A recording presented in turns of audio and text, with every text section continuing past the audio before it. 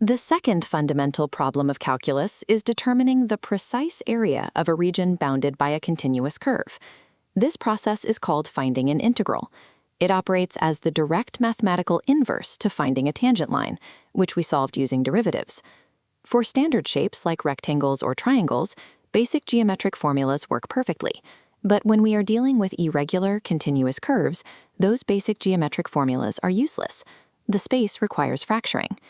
The mathematical workaround is to approximate the total area by slicing the region into discrete rectangular bars. This animated graph shows a curve approximated by these bars. To calculate the total area, we have to evaluate the function at every single point and add them all together, creating an expanding mathematical expression. This creates a strict scaling problem. Using mere rectangles yields a much better approximation of the curve, but it requires an impossibly large sequence of manual additions. Because perfect precision requires us to increase the number of rectangles toward infinity, our ability to find areas depends entirely on how efficiently we can process those massive sets of additions. To manage hundreds, thousands, or even an infinite number of terms, mathematicians require a formal, compressed syntax. The standard tool for representing these arbitrary series of additions is sigma notation. To use it effectively, we need to define the operator, establish its rules of algebra, and learn how to convert massive loops of addition into simple formulas. This notation functions as an operational engine, enabling us to manipulate an entire sequence of additions as a single workable object. The sigma operator is divided into 3 distinct zones that dictate exactly how a sum is generated. This animated diagram of the operator highlights the limits of summation. The bottom represents the starting integer, and the top represents the ending integer. To the right is the argument. This is the function that will be repeatedly evaluated at each step between those integers. The symbol unfolds by sequentially replacing the index variable with the integers from the lower limit up to the upper limit and adding the results. For example, evaluating I squared from 1 to 5 expands into this explicit sum, resolving to exactly 55. The index letter used at the bottom of the operator is called a Dungy variable. We can use I, J, or K. The choice of letter has absolutely no impact on the final right-side expansion. The index is temporary scaffolding. The true structure of the sum is dictated entirely by the integer limits and the function itself. Because a finite sum is just a sequence of regular additions, it obeys the standard laws of arithmetic. This gives us a linearity rule. Common factors can be removed from every single term and multiplied at the very end. This animated equation demonstrates how constants slide to the front, outside the sigma operator. It also shows that functions added together inside the argument can be split into separate independent sigma operations. We can also perform a change of index, an algebraic maneuver used to shift the upper and lower limits of a sum. By creating a substitution rule for the index variable, we force the limits to translate by a constant offset. If we replace j with I plus 2, the bounds shift downward from 3 and 17 to 1 and 15. Simultaneously, the j squared inside the function transforms to match the new input. Linearity and index shifting are essential tools. They allow us to take highly complex, unwieldy sums and morph them into familiar, workable components. While sigma notation effectively organizes arbitrary sums, it does not actually calculate them. Calculating the sum of 10,000 integers manually, step by step, is too computationally expensive. Our goal is to find a closed-form expression, a fixed mathematical formula that calculates the entire sum instantly, regardless of the upper limit. This diagram shows the historical method for finding the closed form of a simple sum of positive integers up to n. We start by looking at the sequence written out chronologically. We apply a geometric trick by writing the exact same sequence backwards, directly beneath the first one. Adding the 2 rows vertically produces a consistent factor of n plus 1 for every single pair. Since there are n pairs, this gives us n times n plus 1. We divide by 2 to account for the duplicate row, yielding our closed form. Closed-form formulas bypass iterative counting entirely. They turn thousands of discrete steps into a single point of calculation. Finding closed forms for higher polynomials, like the sum of squares, requires a more aggressive algebraic technique. We start with a specific, seemingly arbitrary algebraic identity. K plus 1 cubed minus k cubed equals 3k squared plus 3k plus 1. This animated diagram expands the math by evaluating this identity for every single integer, starting from k equals 1 all the way down to an arbitrary limit n. Adding this massive stack of equations together vertically triggers a cascading cancellation effect. The positive 2 cubed in the first line cancels the negative 2 cubed in the second line, repeating all the way down. This phenomenon is called a telescoping sum. The vast interior of the sequence completely annihilates itself, leaving only the first and last terms standing. On the right side of the collapse, we are left with isolated, simpler sums, including the sum of k, which we have a formula for. By isolating the remaining unknown variable, we derive the absolute closed-form theorem for calculating the sum of squares. The self-canceling nature of the telescoping sum reduces the entire interior of the sequence to 0, leaving a definitive formula for the total. This complex polynomial summation starts at an arbitrary lower limit. First, index shifting rules split the sum, normalizing lower limits to 1. Next, linearity rules strip constants away, breaking the polynomial into isolated arguments. Now, the iterative sigma notations vanish, seamlessly replaced by closed-form algebraic formulas. A problem that would otherwise require millions of manual additions has been transformed into simple, plug-and-play algebra. And this brings us right back to the original problem, calculating the exact area under a continuous curve. By defining a closed-form formula for the discrete sum, we can allow the number of rectangles to approach infinity, the final step in calculating the precise area under the curve. Look at this irregular curved region on the graph. If we try to find its area using basic geometry, we have to rely on straight-edged shapes like these 4 rectangles. But doing that creates a clear physical error. We get these red gaps where we missed the area entirely, and overshoots where we grabbed too much. We can minimize those errors by increasing the number of rectangles. As we pack in 10, then 50, their widths shrink. If we push this to the absolute extreme, packing in an infinite number of infinitely thin rectangles, those red error zones disappear, leaving us with the exact area under the curve. We write that extreme mathematical threshold using this limit formula. The expression inside the summation provides the engine of the calculation. It adds up the base of every individual rectangle multiplied by its specific height. To calculate that area, we need 2 precise measurements. Delta x represents the uniform width of each rectangle. The term x sub I gives us the exact location on the x-axis where the right corner of that rectangle touches the curve, determining its height. By breaking down a curved space into an endless series of simple rectangular areas, we take a shape that is impossible to measure with a ruler and translate it into solvable algebra. This split screen shows the line y equals x plus 1, bound between x equals 0 and 2. Because this forms a standard trapezoid, basic geometry tells us the area is exactly 4 square units. We will use this known quantity to test our calculus formula. We start by taking the total width of the interval, which is 2, and dividing it by the total number of rectangles, n. That gives us a uniform width of 2 over n. To find our height positions, we multiply that width by our step counter, I, giving us an x position of 2i over n. Next, we feed that position directly into our original equation. Replacing x with 2i over n gives us our height. We multiply that by our width and place it all inside the summation symbol. Here is where the algebra gets tricky. You must separate the active variable from the constants. The counter, I, is the only thing changing from one rectangle to the next. The total number of rectangles, n, stays entirely constant during this phase. Because n acts as a constant here, we can pull the width term completely outside the summation symbol. This leaves only the I-dependent terms isolated on the inside.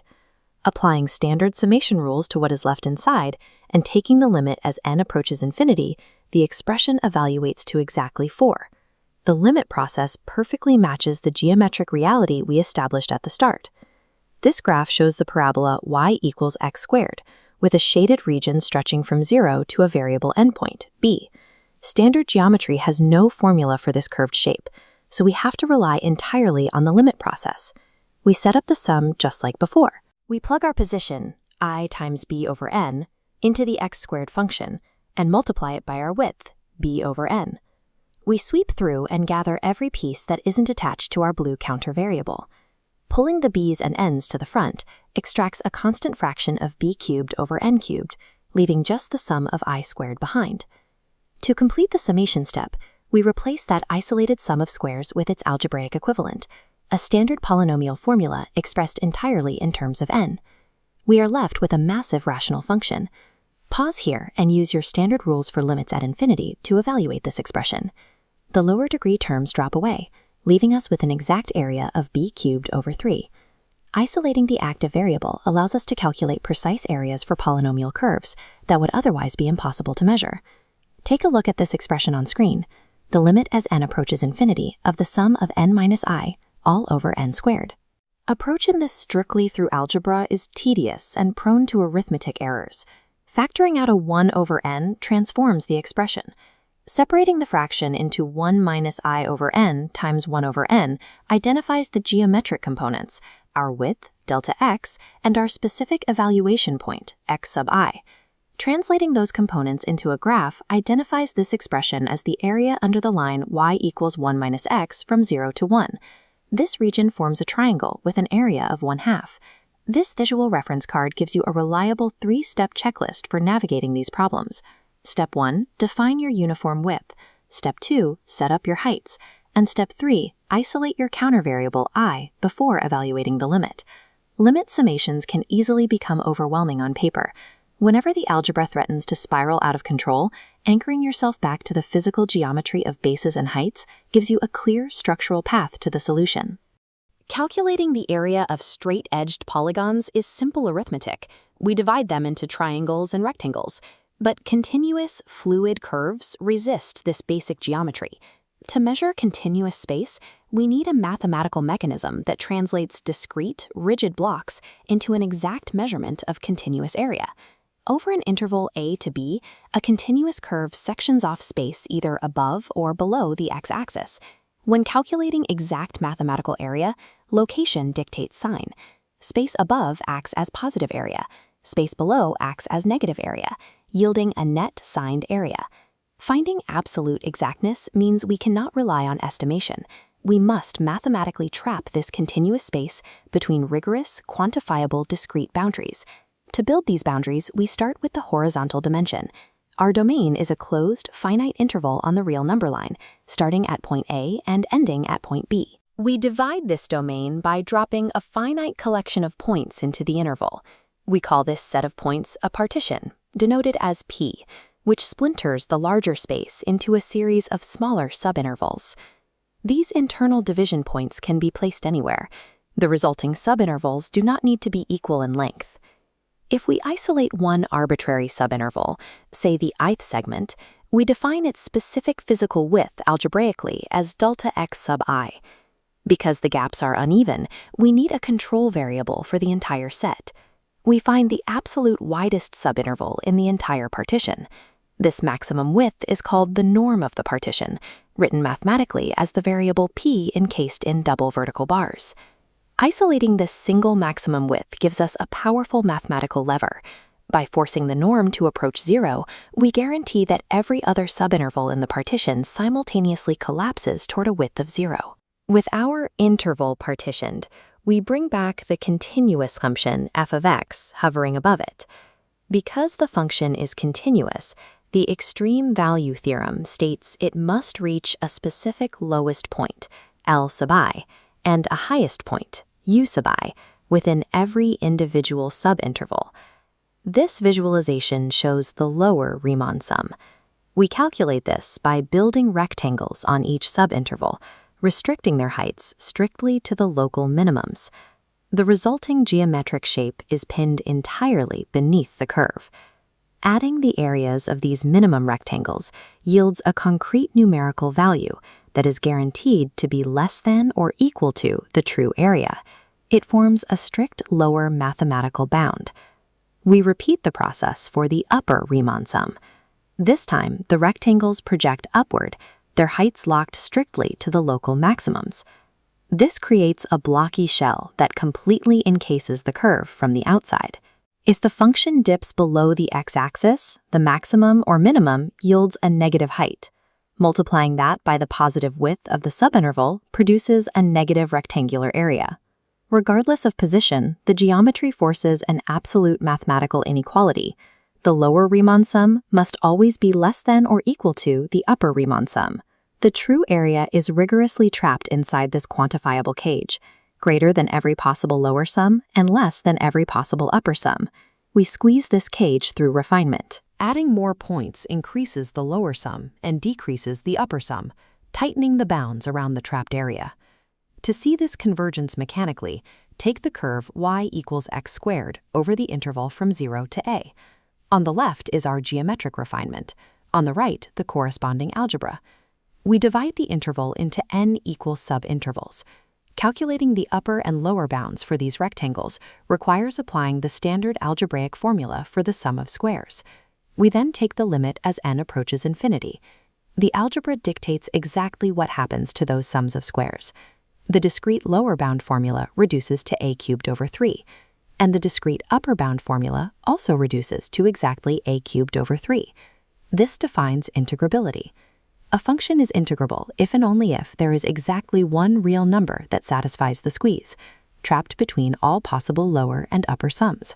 Because both discrete boundaries mathematically collapse to the exact same value, the continuous area is no longer an approximation.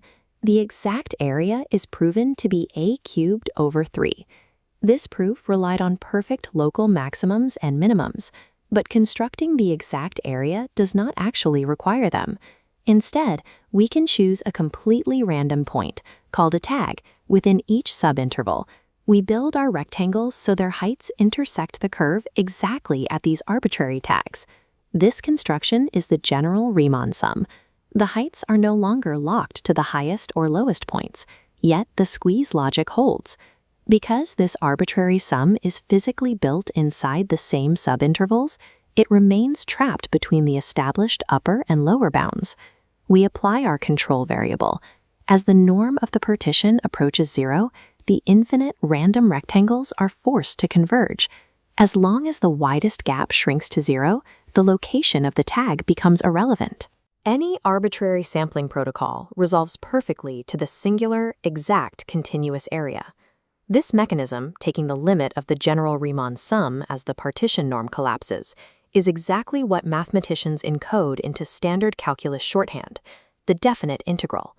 The notation maps directly to its discrete origins.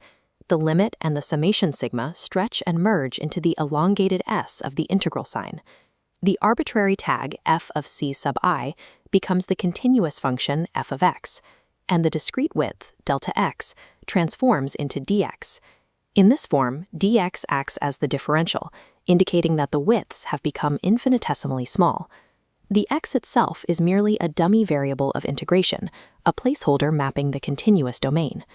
This brings us to Theorem 2, the foundational guarantee for calculus applications. It states that if a function is continuous on a closed interval, it is mathematically guaranteed to be integrable. A true, definitive area will always exist. Evaluating the definite integral always yields a single real number, representing the exact net sum of positive and negative spaces bounded by the curve.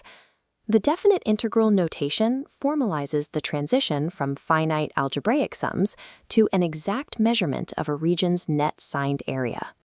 When you encounter a complex definite integral, your first instinct might be to reach for a list of antiderivatives or calculate tedious limits. But for many functions, you can bypass the algebra entirely by looking at the graph. This works because a definite integral is simply the mathematical way of measuring the signed area trapped between a curve and the x-axis. If the shape is familiar, you can find the value of the integral using simple geometry. Take the function y equals 2 plus x. To find the integral from 0 to 3, we look at the shape it creates against the axis. Instead of using calculus formulas, we can evaluate this area visually. We can split this trapezoid into a rectangle and a triangle. The bottom rectangle has a width of 3 and a height of 2, giving us an area of 6. The triangle on top has a base of 3 and a height of 3, which adds 4.5 to the total. Combined, the area and the value of the integral is exactly 10.5. Recognizing these geometric shapes is the baseline. Once we can see the area, we can use specific properties to handle functions that are far more irregular. Not every function follows a single straight line. Some graphs abruptly change shape, making it impossible to use a single geometric formula for the entire interval. In this piecewise graph, we have 3 different behaviors: a curve from 0 to 1, a flat line from 1 to 2, and a slope from 2 to 3. To solve this, we use the property of additivity. We slice the large interval into contiguous chunks, calculating each section individually. We break the overarching integral into 3 parts. We calculate the area from 0 to 1, add the area from 1 to 2, and finally add the area from 2 to 3.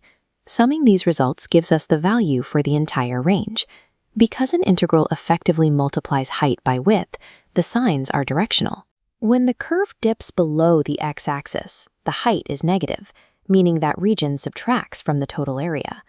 Similarly, if you reverse the bounds and integrate from right to left, the width becomes negative, which flips the sign of your result. By dismantling a complex function into these contiguous parts, you can solve any piecewise graph, provided the individual shapes are geometrically simple. Beyond just slicing intervals, we can use linearity and symmetry to identify terms that cancel each other out, removing the need for calculation entirely. This is particularly useful for odd functions like x cubed. For the symmetry property to work, the interval must be perfectly centered around 0, extending from a negative value to its positive equivalent. On this symmetric interval, the negative area on the left perfectly mirrors the positive area on the right. When the integral combines them, they cancel out, leaving a total value of 0. Let's apply this. Try to evaluate the integral of 2 plus 5x from -2 to +2. Pause the video here and look for the symmetry within the terms. Using linearity, we can treat this as 2 separate problems. We have the integral of the constant, 2, and the integral of the linear term, 5x. Since the x term is an odd function on a symmetric interval from -2 to 2, it cancels itself out to 0. We are left with only the constant 2. This forms a rectangle with a width of 4 and a height of 2, giving us a final answer of 8. By identifying symmetry on a centered interval, complex terms drop out of the equation, leaving only the most basic shapes to be calculated.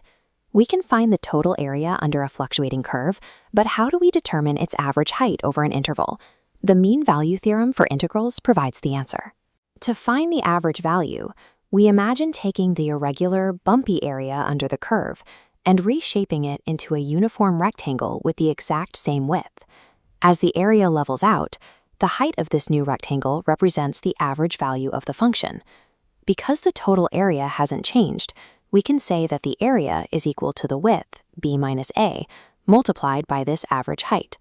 To isolate the average height, we simply divide the total area by the width of the interval. This gives us our general formula.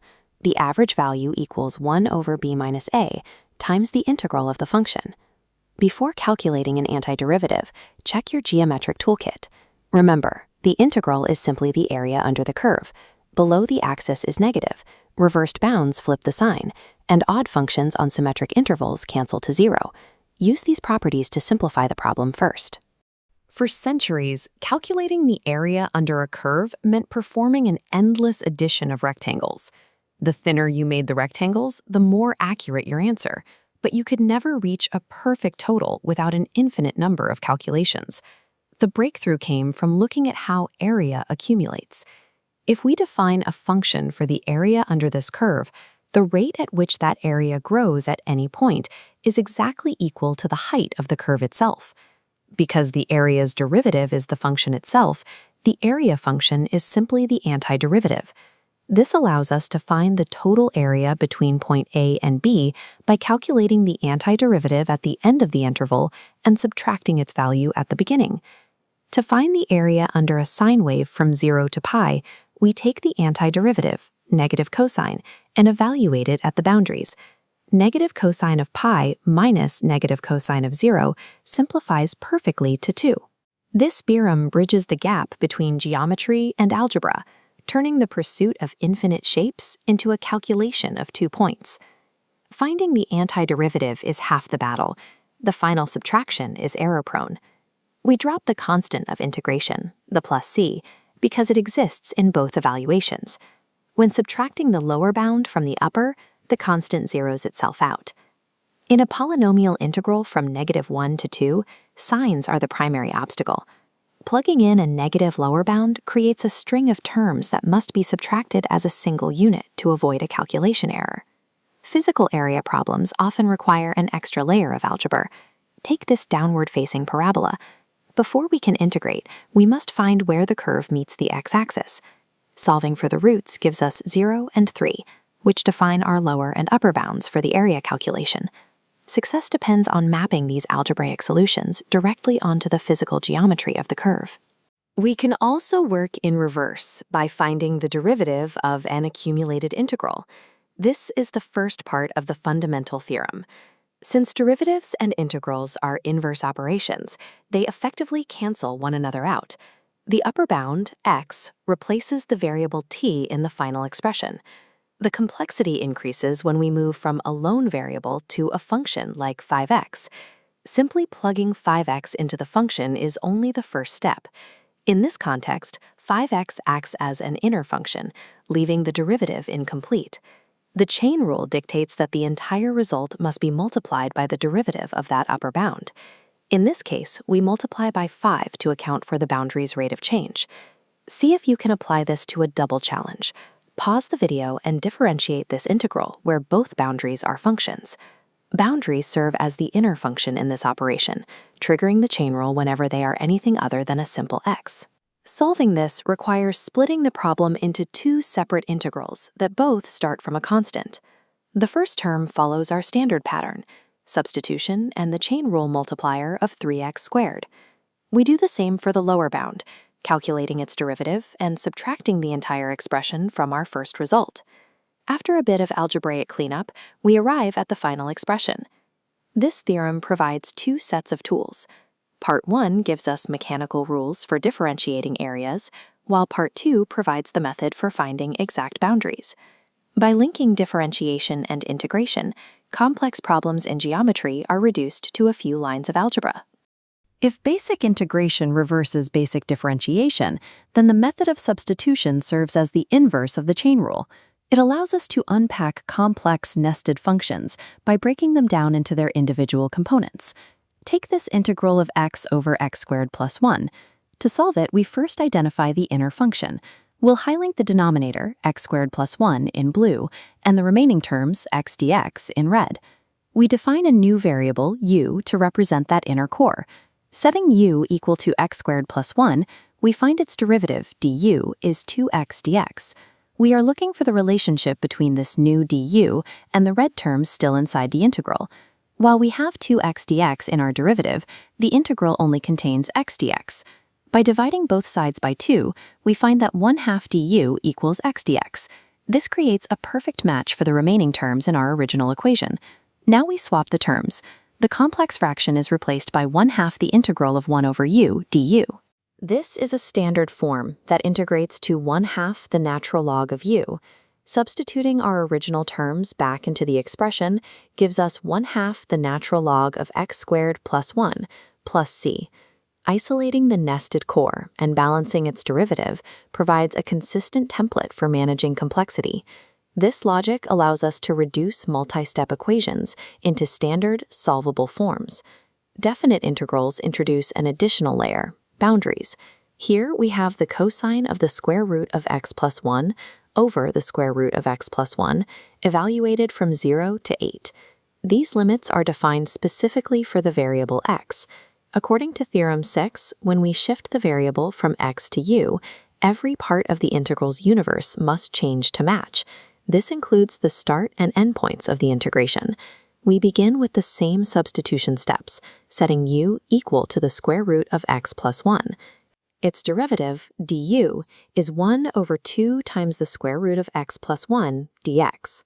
Pause the video here and calculate the new upper and lower bounds for u. Try to rewrite the entire integral using the new variable. To translate the limits, we plug them into our u equation. When x is 0, u becomes the square root of 1, which is 1.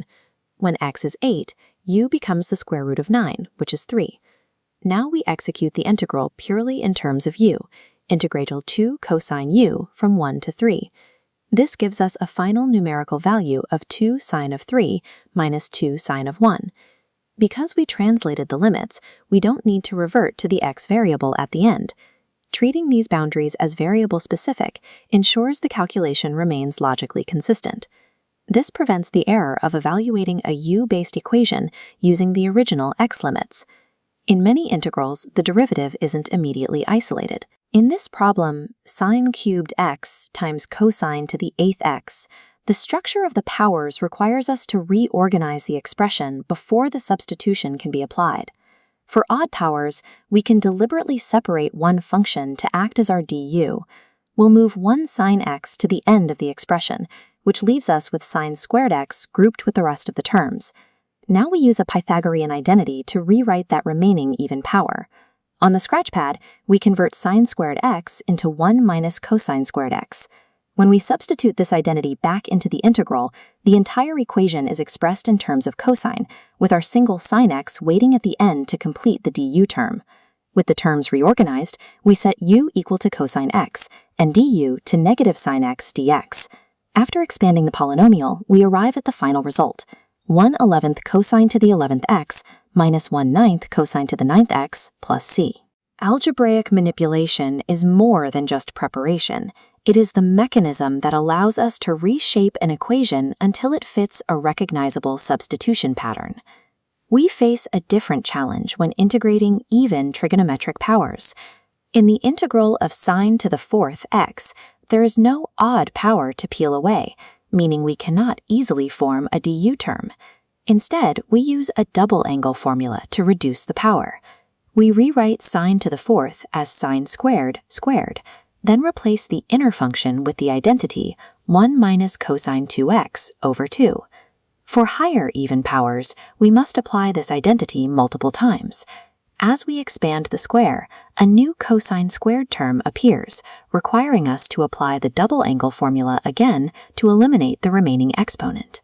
This reduces the entire polynomial into basic terms that can be integrated individually. The final result is 3/8 x minus 1/4 sine 2x plus 1/32 sine 4x plus c. We can summarize the method in 4 steps. First, pick u to represent the nested core. Second, adjust the constants to match your du. Third, for definite integrals, translate your limits. Finally, use identities to manage trigonometric powers. The method of substitution follows a strict logical sequence. Identify the core, balance the constants, and translate the boundaries. Following these steps allows for a systematic approach to complex integration. We know how to find the area under a single curve, but what happens when we trap a space between intersecting functions? To measure this enclosed region, we take the area under the upper curve and carve away the lower curve, top minus bottom. Let's look closely at exactly what we are measuring. This single, infinitely thin vertical slice is an area element. Its width is a microscopic change on the x-axis, represented by dx. Its height is the exact vertical distance between our two functions, the top equation minus the bottom equation. When we stack these slices side by side, they fill the entire region between the curves. The definite integral is the tool that makes this process perfect. It acts as a summation machine, adding up an infinite number of these heights across the interval to calculate the precise geometric area. To know where to start and stop adding our slices, we need our boundaries. In most problems, you have to find where the two curves crash into each other algebraically. Setting our two equations equal to each other reveals our intersections at x equals -1 and x equals 2. These geometric intersections translate directly into the limits of integration for our definite integral. We combine like terms to get 4 minus 2x squared plus 2x and execute standard polynomial integration. The evaluation yields a total bounded area of exactly 9 square units.